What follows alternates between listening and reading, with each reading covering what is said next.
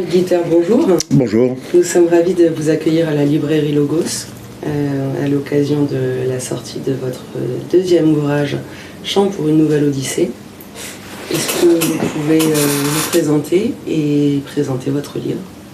Déjà, c'est moi qui vous remercie. Donc, ce livre est mon deuxième ouvrage. Le premier s'appelait L'Étoile Noire, paru en 2017 chez Artaud. Celui-ci est sorti donc à l'Inventaire il y a quelques mois. Et Chant pour une nouvelle Odyssée. C'est un livre de géopoétique. C'est un livre qui mélange plusieurs genres différents. Donc vous avez d'un côté une aventure, deux amis à moto qui traversent de la Russie, l'Ukraine en guerre et qui vont jusqu'en Grèce. Un peu un roman détective comme L'école du Montana aux US, donc un roman détective qui s'occupe plus des rencontres, de la description même de choses très techniques de temps en temps, presque de mécanique de cuisine, etc. Mais aussi une inspiration, d'où le titre de Homère, où les dieux grecs interviennent sur le destin des personnages réellement. Alors on ne sait pas s'ils les imaginent, ils les voient, s'ils existent.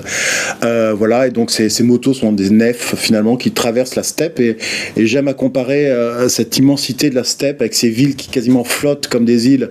Dans cette steppe, on a cette impression à les distances quand il fait chaud où elles flottent comme un mirage. Et donc c'est comme une odyssée, on va d'île en île, mais à moto, et des aventures, des rencontres différentes adviennent. Que vous dire d'autre ?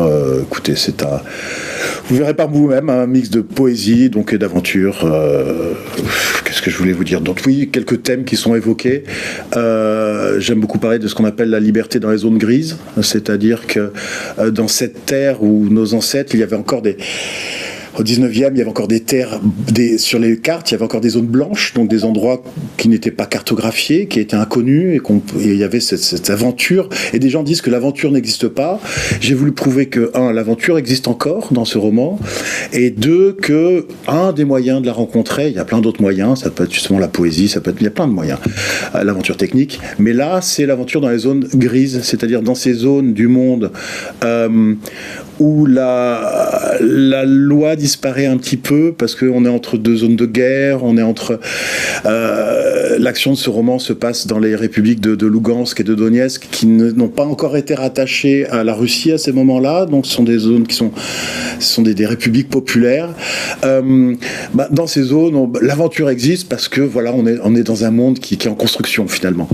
Donc voilà, c'est un des thèmes du roman. Les autres thèmes sont l'amitié, le respect du guerrier au guerrier, les muses, les jeunes femmes, et des choses beaucoup plus légères, les fêtes, etc. Donc j'ai essayé de faire un roman un petit peu complet qui reprend tout cela. Merci beaucoup. Plaisir. Une fois de plus.